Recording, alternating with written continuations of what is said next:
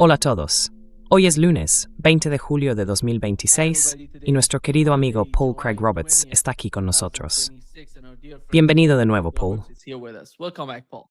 Gracias, Nima. Quiero empezar, Paul, con la última hora. Hace apenas unos momentos hemos sabido que Yemen, en respuesta al asedio aéreo que continúa, Yemen, o Ansarullah, lo llamamos Yemen, pero es Ansarullah, ha declarado un bloqueo marítimo contra Arabia Saudí. Y han dicho que están preparados. Si Arabia Saudí decide atacarlos, están listos para destruir o demoler su oleoducto, sus instalaciones petroleras de Aramco. Básicamente es una declaración de que quieren responder. Y hoy, el portavoz del Ministerio de Asuntos Exteriores de Irán ha dicho lo mismo, que el asedio a Yemen es ilegal y que no pueden seguir bajo esas condiciones.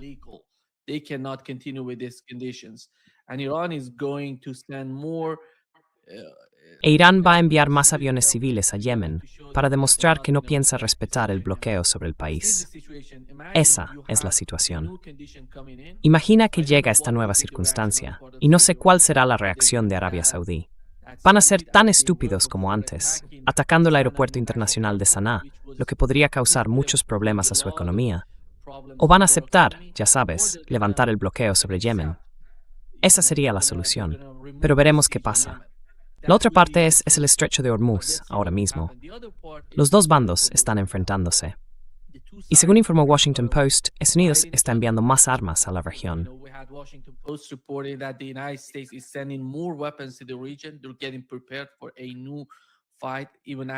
Se están preparando para una nueva confrontación, incluso después de aquel ataque a las bases aéreas jordanas, en el que murieron al menos 2 militares. Hay uno desaparecido y decenas de heridos.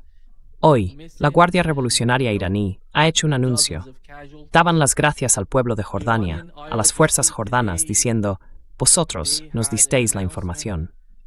Básicamente están afirmando que los jordanos les están proporcionando inteligencia para atacar objetivos en las bases estadounidenses. Y esta es la situación. En Israel hay cierta expectación, porque parece que el conflicto podría intensificarse. El conflicto está escalando. Benjamin Netanyahu tenía previsto reunirse con Donald Trump, pero no hay ninguna noticia de que ese encuentro vaya a celebrarse pronto.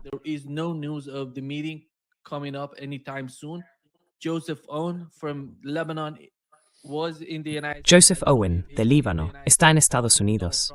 No sé si ahora mismo está allí hablando con Donald Trump y su administración, con Marco Rubio, con Donald Trump. Se supone que será el martes. El martes va a reunirse con Donald Trump. El lunes, hoy, o si no me equivoco hoy, la reunión es entre Owen y Marco Rubio, y mañana con Donald Trump. Esta es la situación, Paul, en la que estamos. El mercado del petróleo, el precio del crudo está subiendo, y la agenda de Donald Trump, nadie sabe cuál es. Creo que la mejor forma de entender la mentalidad en Washington eres tú. ¿Cómo entiendes tú la mentalidad en Washington?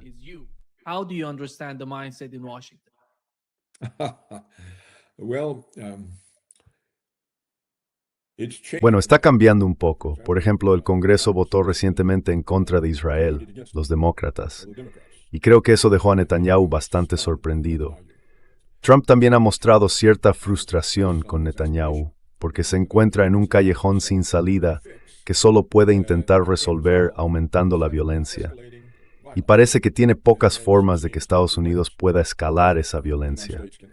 Así que en ese sentido, el hecho de que el Congreso no haya aprobado la ley que criminaliza las críticas a Israel, al menos en esta última ocasión, porque la volverán a presentar, muestra cierta resistencia a esa fusión entre los dos países en lo militar, lo económico y lo político. Es al menos un revés temporal para Israel.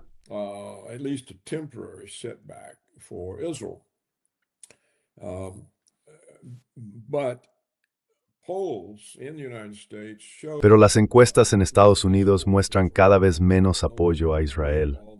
La gente ya no se cree toda la propaganda de que los pobres israelíes son víctimas del terrorismo, del holocausto y del antisemitismo, porque han visto a los israelíes cometer un genocidio en Palestina.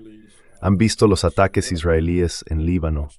Han visto cómo los israelíes rompieron el memorando de entendimiento y las conversaciones de paz y cómo enviaron a Trump de nuevo hacia la guerra, o al menos lo están empujando a escalar el conflicto. Así que ahora el Partido Demócrata tiene muy poco apoyo hacia los israelíes, y los votantes están eligiendo candidatos demócratas para la Cámara y el Senado que no son los demócratas tradicionales. Son de izquierdas. Muchos de ellos son inmigrantes invasores.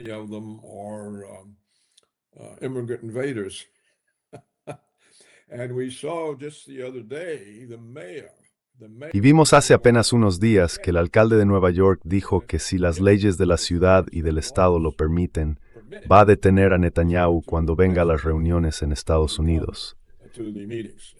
Dijo que Netanyahu es un criminal de guerra, que debería estar en La Haya siendo juzgado, y que lo arrestaría en cuanto aterrizara en Nueva York, a menos que las leyes se lo impidieran de alguna manera. Bueno, esto supone un cambio enorme y muestra el tipo de personas diferentes que están surgiendo ahora en el Partido Demócrata. Así que, en algún momento, esto podría convertirse en una limitación para los republicanos y para Trump, que siguen firmemente aliados con los israelíes, aunque Trump esté mostrando su frustración. Así que esa es más o menos la situación. Ahora ha cambiado, y para mejor.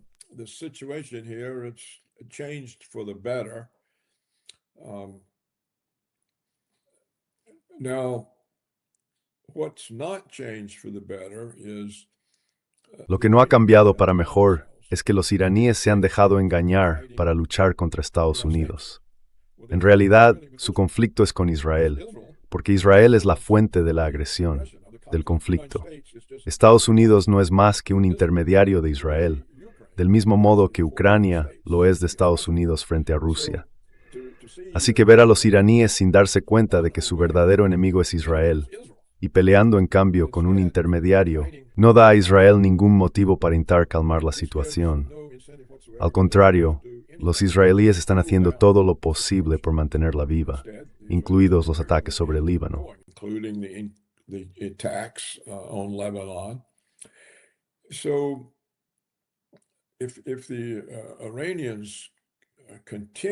Si los iraníes siguen creyendo en esa falsa realidad de que el enemigo es Estados Unidos y de que Israel mueve los hilos de Estados Unidos, entonces el conflicto continúa siendo en gran parte inútil, porque la fuente del conflicto, Israel, no está pagando ningún precio por él.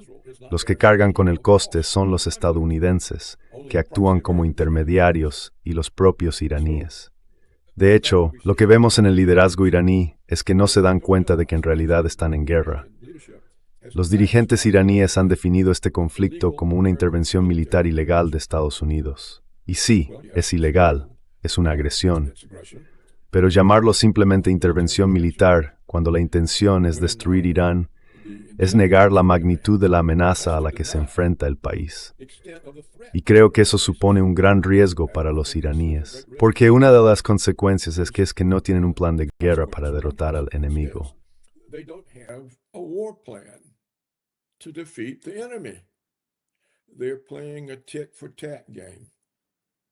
Están jugando a una especie de ojo por ojo, y todas sus amenazas y promesas van dirigidas contra Estados Unidos, no contra Israel. Así que en realidad están peleando con sombras, sin golpear al verdadero adversario. Y por eso el verdadero adversario no paga ningún precio. Los que pagan el precio son las bases estadounidenses y la infraestructura civil iraní. Los estadounidenses actúan un poco como los israelíes. No se centran realmente en objetivos militares, sino en la infraestructura civil, en matar civiles, en viviendas, en puentes. Y eso, en mi opinión, es una forma despreciable de luchar. Por su parte, los iraníes se centran en las bases estadounidenses, pero no lo hacen como parte de una estrategia para destruir la capacidad de los estadounidenses de operar en la región del Golfo Pérsico.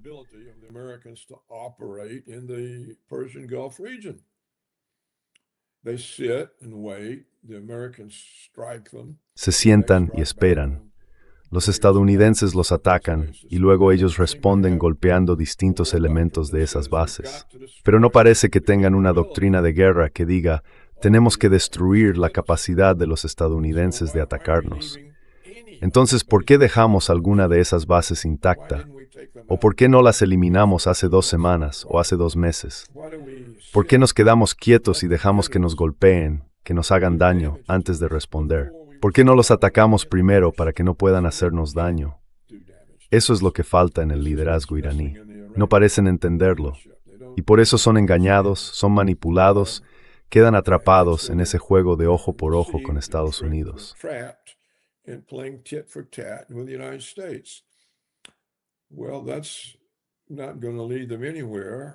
Bueno, eso no les va a llevar a ninguna parte, salvo que los estadounidenses seguirán buscando formas de escalar este conflicto.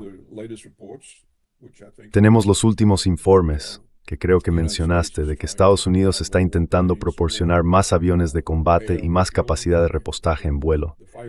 Ya sabes, los cazas, los reactores, no tienen un gran alcance y están teniendo que ubicarse cada vez más lejos, así que no pueden alcanzar los objetivos y regresar. Tienen que repostar en el aire. Así que hay indicios de que Trump está aumentando la capacidad para los iraníes con bombardeos. Y los iraníes, por lo que parece, tienen una defensa aérea muy eficaz.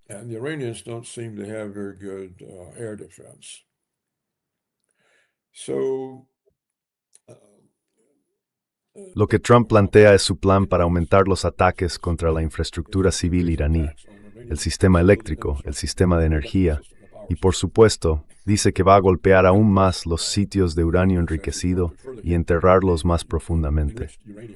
Bueno, no veo cómo eso puede tener algún efecto en la guerra. Supongo que es más bien una especie de maniobra propagandística. Así es como yo veo la situación. Y no creo que esté evolucionando del todo a favor de Israel, porque Israel, como dije, según los informes y las recientes acciones del Congreso, está teniendo reveses en Estados Unidos. Pero por otro lado, los iraníes están atrapados en un juego de ojo por ojo, y eso es un juego perdido para ellos.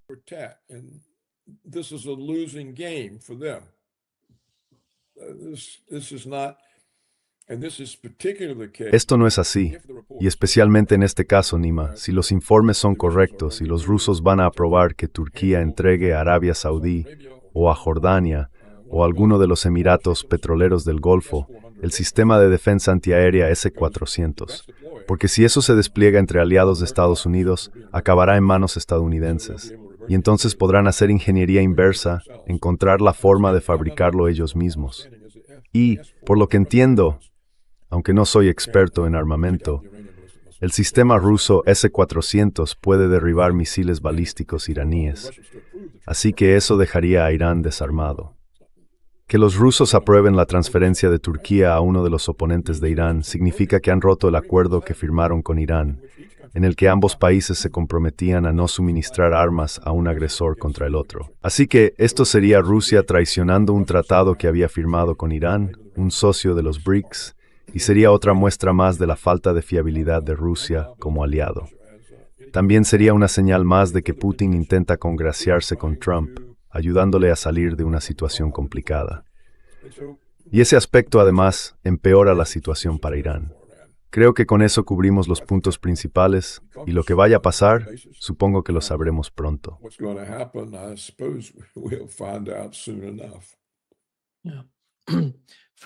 Sí. Primero dos cosas, Paul. Estuve hablando con algunos iraníes para conocer su opinión sobre el caso. Y para empezar, no parece que Turquía pueda vender esos sistemas de defensa aérea ni a los Emiratos Árabes Unidos ni a otros países de la región. ¿Rusia lo bloqueó?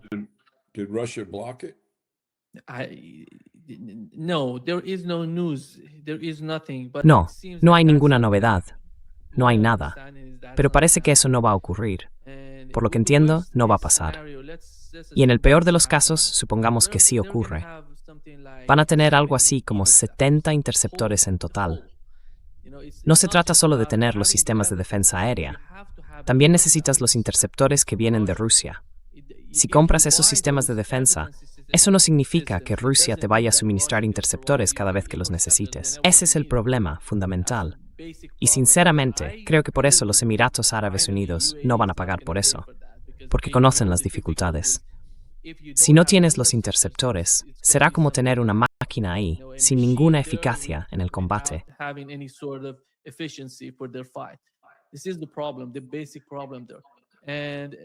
Ese es el problema de fondo. Y el otro punto, Paul, es cuando mencionaste el caso de la estrategia iraní de enfrentarse a Estados Unidos en lugar de atacar a Israel, lo cual tiene sentido para todos nosotros, porque la guerra empezó por Israel. Israel quería esta guerra y consiguió que Donald Trump y su administración se metieran en ella.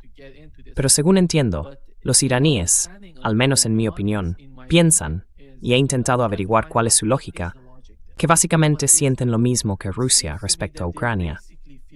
Ven que tienen que derrotar al intermediario.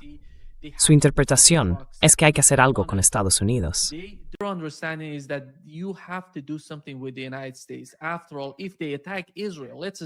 Al fin y al cabo, si atacan a Israel, supongamos que están atacando a Israel, ¿quién va a ir contra Irán al día siguiente del ataque? O incluso justo después de un ataque iraní a Israel.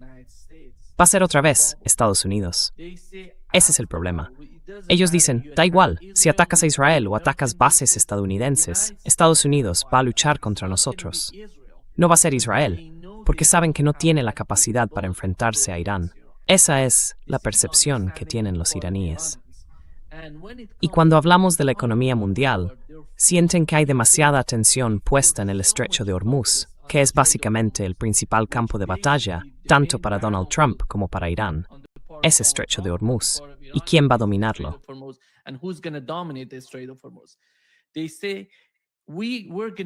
Dicen, vamos a mantener nuestro enfoque aquí, en este estrecho, y en cuanto logremos nuestro objetivo en este estrecho, vamos a ampliar eso, aprovechar la influencia que obtengamos de aquí.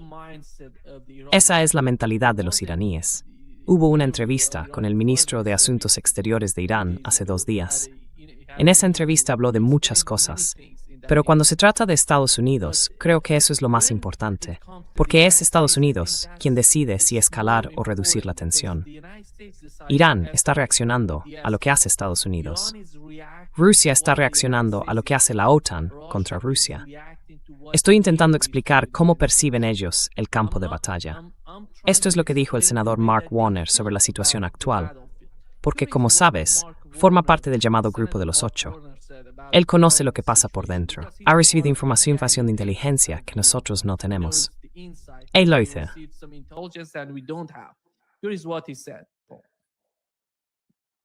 A estos soldados. Recordemos cuando pensamos en esta guerra de 5 meses, que es una guerra elegida. Como miembro del Grupo de los 8, puedo decir que no había ninguna amenaza inminente de Irán contra Estados Unidos. Así que Donald Trump decidió ir a la guerra. Tardó 2 semanas en explicar cuáles creía que iban a ser sus objetivos. Veámoslos uno por uno. Cambio de régimen. ¿Cómo vamos con eso? Tenemos a un grupo peor que el anterior. Recuperar el uranio enriquecido. Bueno, sigue ahí. De hecho, haría falta un mínimo de 15,000 soldados durante una semana para intentar sacar esos contenedores, que son bastante inestables, de sus búnkeres.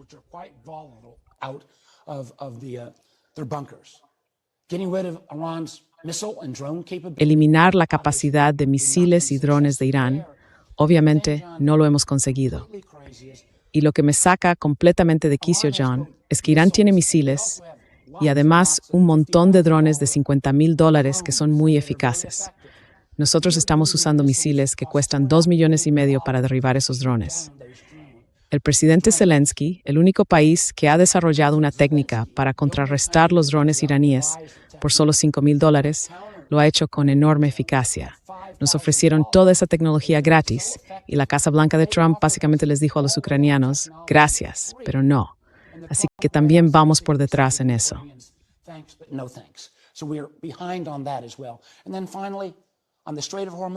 Y por último, sobre el estrecho de Hormuz. No sé a qué gasolinera va el secretario, pero antes de la guerra, el precio medio de la gasolina en Virginia era de $2.81. Ahora ha vuelto a $4 y el diésel está a 5. No veo ninguna salida a corto plazo para resolver la situación en el estrecho. Esta guerra, que fue una elección, ha sido un desastre militarmente, un desastre en cuanto a cómo nos ve el resto del mundo, y un desastre para nuestros amigos y aliados, que ahora dudan de si cumpliremos nuestras promesas. Me preocupa que, si hace falta, se recurra a un movimiento clásico de Donald Trump, declarar la victoria mañana y darlo por terminado. Pero si esta guerra sigue a este ritmo, seguirá siendo un desastre.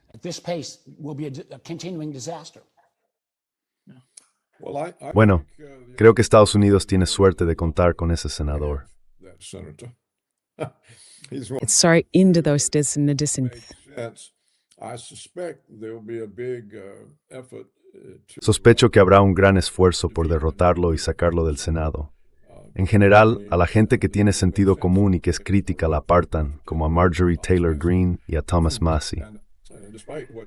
Y a pesar de lo que dijo el senador Warner, que creo que es cierto, tiene razón, en este reciente intento de los israelíes por sacar adelante una legislación favorable para ellos, el senador Rand Paul votó a favor, y eso que es un crítico de Israel. Así que demuestra que incluso quienes desconfían de Israel y no simpatizan con ellos, sienten la presión de votar a favor de esa legislación de todos modos. Ahora déjame decir algo en respuesta a la información que diste sobre cómo ven esto los iraníes.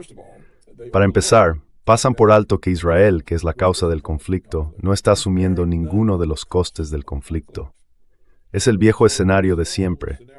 Venga, que se peleen ellos dos. Let's you and him have a fight, not me. You and him fight. Well, that's what Yo no. Vosotros dos peleáis. Bueno, eso es justo lo que ha hecho Israel. Han conseguido que Estados Unidos e Irán se enfrenten. Y como el conflicto no le cuesta nada a Israel, Israel tiene todos los incentivos para mantenerlo. Pero si esos misiles iraníes estuvieran destruyendo Israel, entonces Israel estaría pagando el precio y tendría un motivo para buscar algún tipo de acuerdo. Podría decir algo así como, bueno, el gran Israel, vamos a reducir sus fronteras. Seguimos existiendo, pero ya no es desde el Nilo hasta Pakistán. Lo devolvemos a las fronteras antiguas, del Nilo al Éufrates. Sentirían cierta presión. Y claro, que los estadounidenses ataquen a Irán no libra a Israel de los misiles que le caen encima. Eso es lo que falta en esa parte de la estrategia o del pensamiento iraní. Como no hay ningún coste para Israel, no va a parar.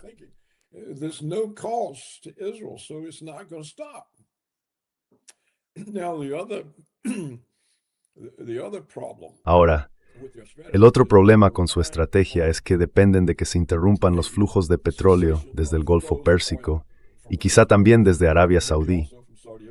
Porque si los yemeníes, los hutíes, destruyen el oleoducto saudí que va hasta el Mar Rojo, creo que sí, entonces no saldría petróleo de Oriente Medio, no habría nada del Golfo Pérsico y el oleoducto saudí desaparecería. Eso tendría un gran impacto en el suministro de petróleo y por tanto debería tener un gran impacto en el precio. Pero la respuesta creo será que el mercado del petróleo está segmentado. Los países que tienen petróleo no lo exportarán. No se les permitirá, a sus compañías petroleras no se les permitirá venderlo al alto precio internacional. Se mantendrá dentro del país a un precio más bajo. Y si hace falta, los gobiernos nacionalizarán su propia industria petrolera.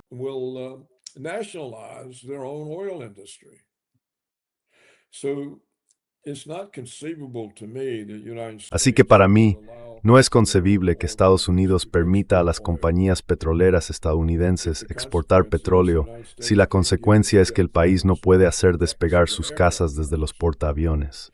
Creo que el mercado del petróleo podría dividirse, y de hecho se dividiría. Habría precios distintos del petróleo en diferentes partes del mundo. Los países que tienen petróleo tendrían el precio que fijara su gobierno, y los que no lo tienen tendrían que pagar el precio que marque el mercado mundial. Así que los países sin petróleo o sin acceso a él acabarían pagando el precio. Pero supuestamente Estados Unidos es autosuficiente en energía y creo que ahora mismo exporta unos pocos millones de barriles de petróleo. Eso se detendría.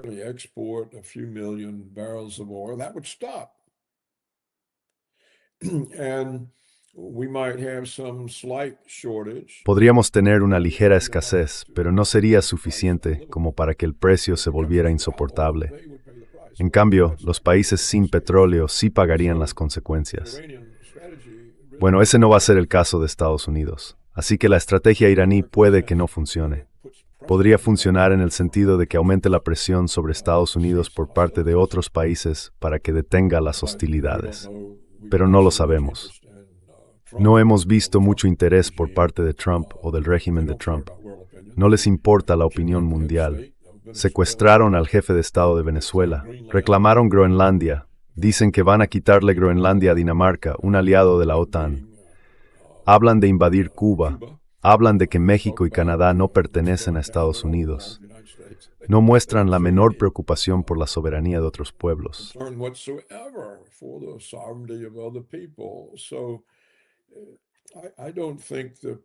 Así que no creo que la presión sobre Trump vaya a tener mucho efecto.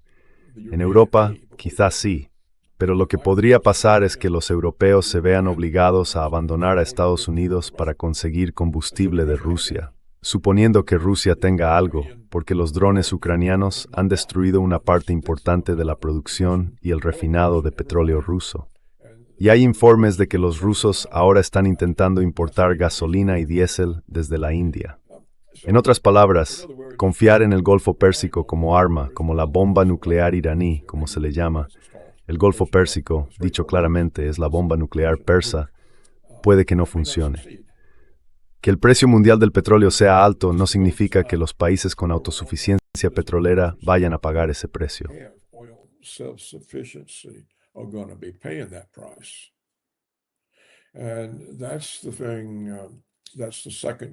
Y eso es lo importante. Ese es el segundo punto que creo que los iraníes pasan por alto. Porque mientras los iraníes solo estén luchando contra los estadounidenses, Israel no paga ningún precio. Y por eso Israel seguirá haciendo todo lo posible para mantener el conflicto. En cambio, si hubiera costes graves para Israel, no podrían soportarlo, como tú mismo señalaste. Entonces tendrían que por primera vez plantearse hacer algún ajuste en su propia agresión, limitarla, reducirla, contenerse un poco, redefinir lo que llaman el Gran Israel. Y eso creo yo es lo que la dirección iraní no está entendiendo.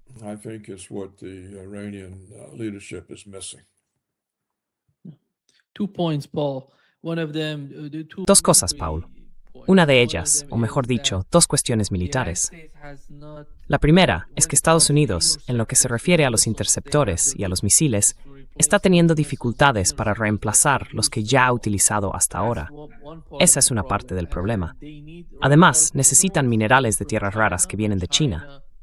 Y China ha dejado de vender esos minerales a Estados Unidos. Tampoco se los vende a Japón, porque sospecha que Japón podría revenderlos a Estados Unidos. Esa es una parte del problema: la munición, los misiles y los interceptores.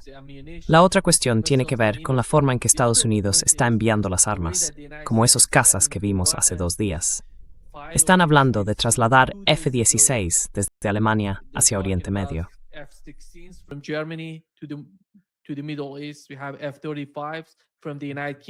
Tenemos cazas F-35 desde el Reino Unido hasta Oriente Medio, listos para operar, para escalar la guerra.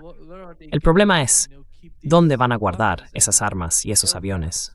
El último ataque iraní contra Jordania demuestra que, de algún modo, al haber retirado todas esas instalaciones de los países del Golfo y trasladarlas a Jordania, ahora Irán las está atacando allí.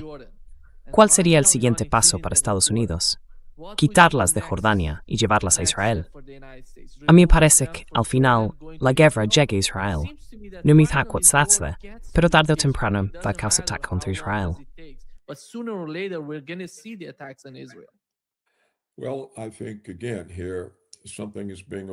Bueno, creo que una vez más, aquí se está pasando algo por alto. Si los estadounidenses no están usando esas bases del Golfo Pérsico, la falta de interceptores para detener los misiles iraníes no importa. Lo que harán los estadounidenses será usar los portaaviones. Los mantendrán fuera del alcance de los misiles, y por eso están acumulando allí capacidad de repostaje en el aire. Así tendrán sus casas en los portaaviones, fuera del alcance de Irán, y usarán el aire que los aviones ataquen Irán y regresen. Y creo que los estadounidenses tienen de sobra armamento que puede lanzarse desde aviones, en lugar de interceptores para detener misiles entrantes. Sí, hay escasez.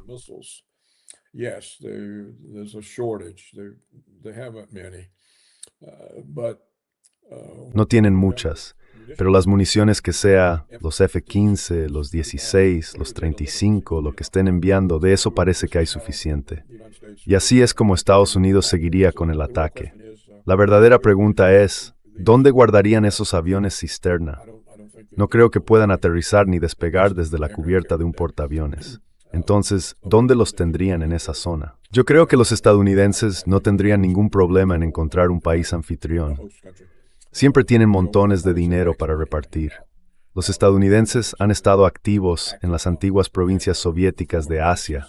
Ya sabes, están presentes en Azerbaiyán y en otras de esas antiguas provincias soviéticas. Así que creo que podrían encontrar un lugar, probablemente en Pakistán.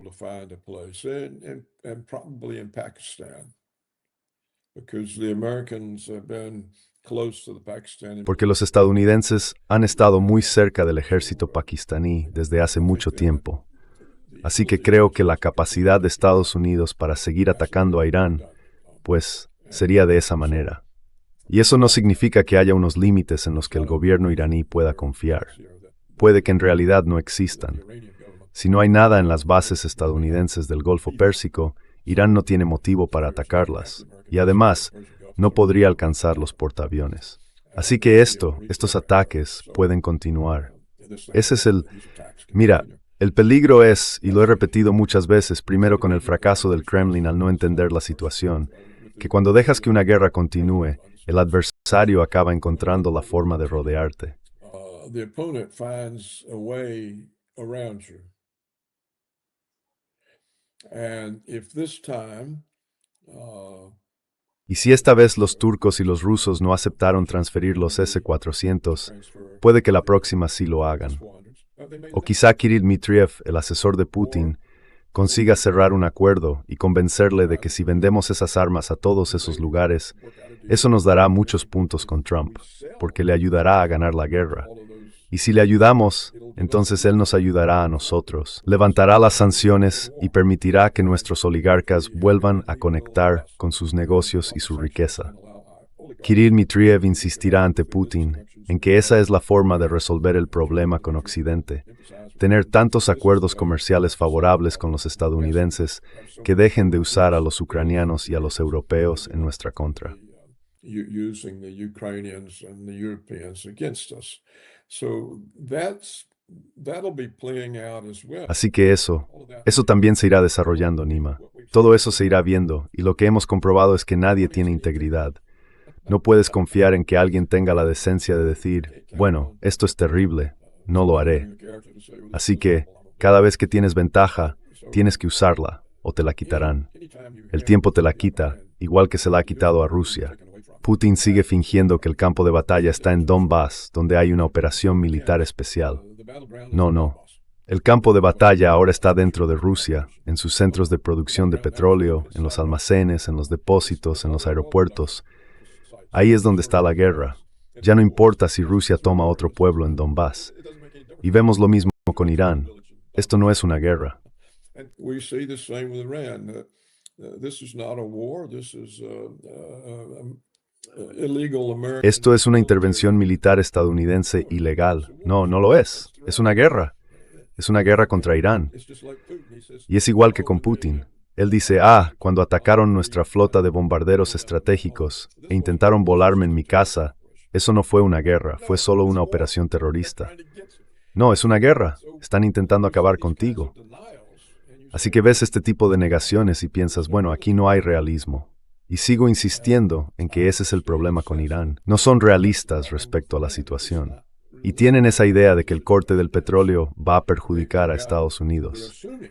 Puede que no sea así, si es cierto eso de que ahora somos autosuficientes. The claims are we're self-sufficient now.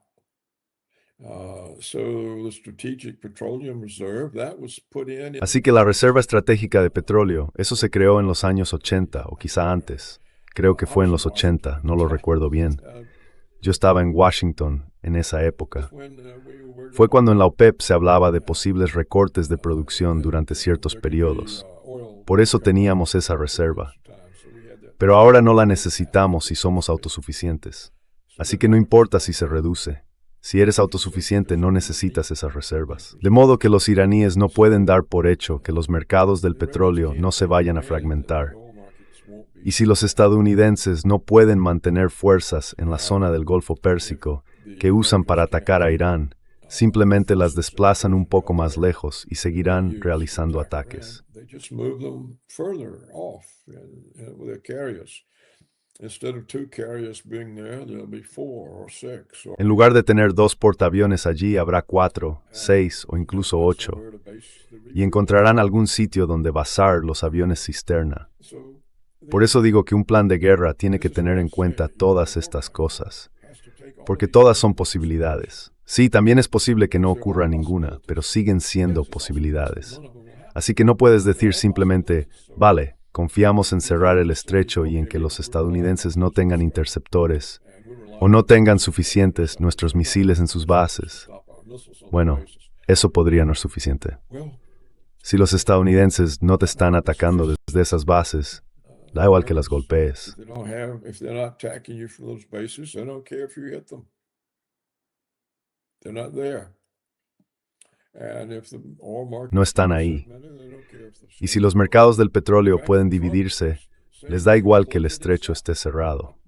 De hecho, Trump no para de decir que va a cerrarlo él mismo. Así que, si Trump pensara que cerrar el estrecho iba a perjudicar a Estados Unidos, ¿por qué estaría diciendo que va a hacerlo? Esa es la situación.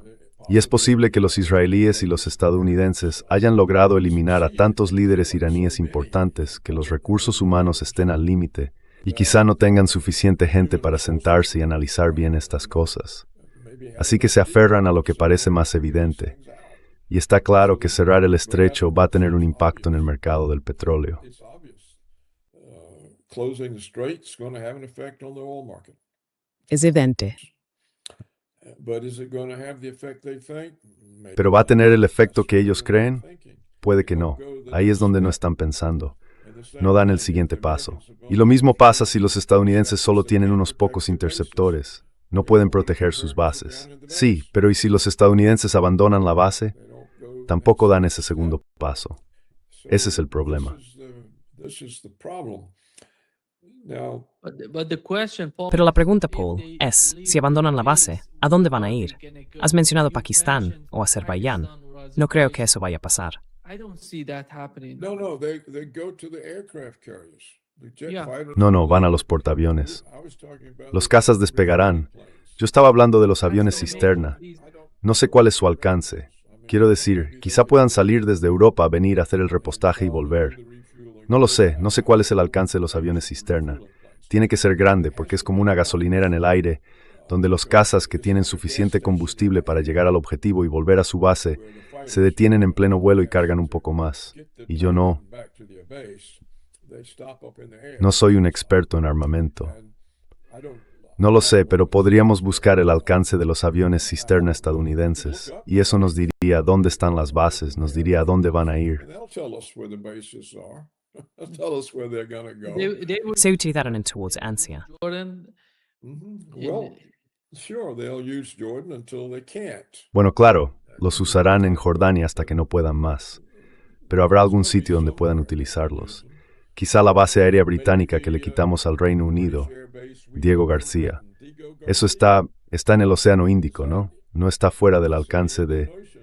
Is that outside Diego that's Garcia. outside the range of, It's far away. It's Desnopol, muy lejos. A 2.000 kilómetros, más de 2.000 kilómetros. Va a ser demasiado difícil para ellos.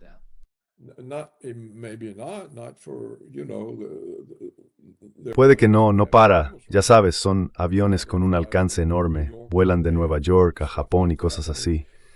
Quiero decir, no se puede dar eso por hecho. Tendríamos que mirar y ver cuál es el alcance de esos aviones, de los que hacen el repostaje en vuelo, y después ver qué bases hay, en qué países, en qué zonas hay bases que sean compatibles con ese alcance. have bases that are compatible with their range. If we can Si podemos concluir que no hay ninguno, eso es una cosa. one thing, but it would require Pero eso requeriría que esos países se opusieran a Estados Unidos, lo cual es poco probable, sobre todo cuando hay bolsas de dinero de por medio. Los estadounidenses llegarán con bolsas de dinero y todos esos gobiernos acabarán corrompiéndose. as a loud voice. La bolsa de dinero tiene una voz muy potente. Así que, en fin, no tiene sentido que tú y yo nos pongamos a especular. Solo intento señalar todos los factores, o al menos algunos de los muchos factores, que Irán necesita analizar con calma y para los que debería tener planes de contingencia. Aunque no tengan un plan para ganar la guerra, al menos deberían tener uno para responder. Vale, si esto no funciona, ¿qué hacemos después? Y eso no lo veo.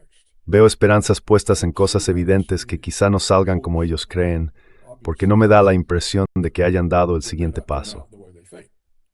Because I don't think they've gone the next step. And this will sound Y esto suena, bueno, va a sonar como si lo que digo pareciera que estoy planeando cómo Irán puede lograr una victoria. Pero una vez más, creo que como sabes, mi preocupación con ambas guerras, la de Irán y la de Rusia, es que se están descontrolando. Van a acabar, ya no están bajo el control de Trump ni bajo el control de Irán. Igual que el llamado conflicto ucraniano, que está fuera del control de Putin. Ahora implica a toda Europa. Alemania fabrica los drones que se envía a Ucrania para atacar a Rusia. Los estrangos temultatritas objetivos y red. Por los ucranianos, hemos visto rechazamiento a países escandinavos antes de unirse a la OTAN. Hemos visto a Letonia y a Finlandia. and Finland Finland, Sweden. say we'll host. Finlandia y Suecia dicen que van a albergar armas nucleares estadounidenses. Bueno, eso amplía enormemente la amenaza para Rusia, y es una consecuencia de una guerra que ya dura 4 años y medio. Y si Irán entra en un intercambio prolongado parecido, van a pasarle las mismas cosas. Así que nunca he pensado que el tiempo jugara a favor de Irán, igual que estaba claro que no lo haría a favor de Rusia, porque el tiempo permite que el enemigo se involucre cada vez más, que amplíe su alcance, que encuentre formas de sortear las limitaciones. Y sigo pensando que, tarde o temprano, los rusos acabarán vendiendo sistemas C-400 a los israelíes. Así que el tiempo no está, creo yo, pero eso es algo que los iraníes deberían decidir por sí mismos. ¿Está el tiempo de nuestro lado o del lado de nuestro enemigo? Working out for themselves. Is time on our side or on our enemy's side? And they should examine that closely and debate it. Y deberían analizar eso a fondo, debatirlo y ver qué conclusiones sacan. Así podrán tomar decisiones mejor informadas sobre la situación. Está claro que son gente capaz, está claro que el país está unido. Es grande, tiene suficiente población, puede defenderse, pero tiene que tener cuidado, porque también tiene enemigos decididos y con capacidades. Y no quiero que estas guerras se descontrolen. Mira, Nima, hablemos un momento. ¿Cuál podría ser el interés de Estados Unidos en destruir Irán? Tal vez no solo por Israel, quizá también por un par de razones estadounidenses. Primero, a los estadounidenses les gusta controlar los flujos de petróleo. Pero segundo, ¿qué pasa si Irán es destruido? 2 cosas. Una, que ahora los estadounidenses podrían enviar yihadistas hacia Rusia, porque el colchón iraní habría desaparecido. The Iranian buffer's gone. And they Y pueden cortar a China del suministro de energía. energy.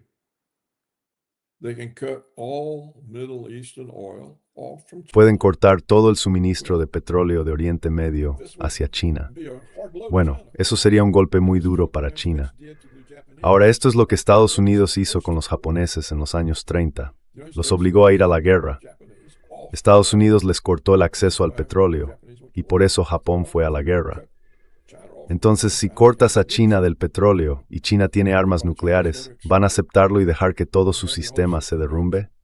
¿Y si no lo aceptan? Por eso creo que la guerra es tan peligrosa, porque el objetivo podría ser China. See, that war is so dangerous because the target may be China. And Iran Es que Irán es still times en el camino. way.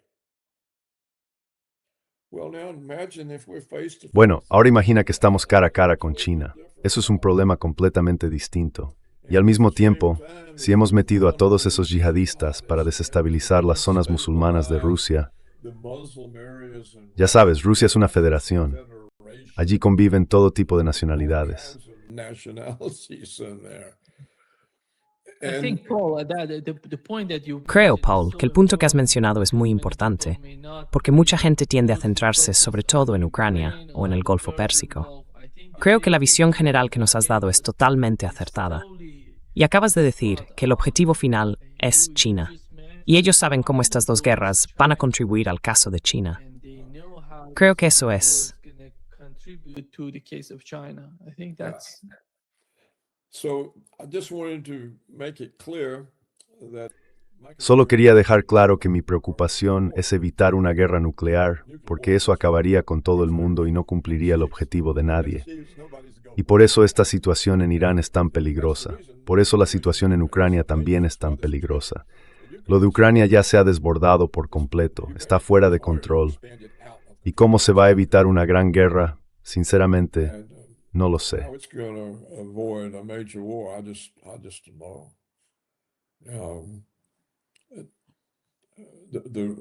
Putin has convinced the West that he simply Putin ha convencido a Occidente de que simplemente no va a luchar, y eso les anima a presionar cada vez más. Y eso es mortal. Es mortal. Y no quiero ver que ocurra lo mismo en Oriente Medio. Entonces tendríamos dos situaciones igual de peligrosas desarrollándose y nadie capaz de gestionarlas. Una vez que esto se descontrola, ya no se puede volver a controlar. Ese es todo el problema. Así que, de verdad espero que los estrategas iraníes vean este programa y, lo piensen bien. regarding what I'm saying, think about it.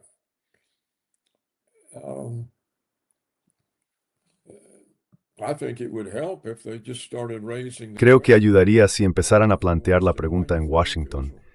¿Por qué estáis luchando por Israel? ¿No os dais cuenta de cuáles podrían ser las consecuencias? ¿Por qué estáis luchando por Israel? Deberían hacer esa pregunta en todas partes.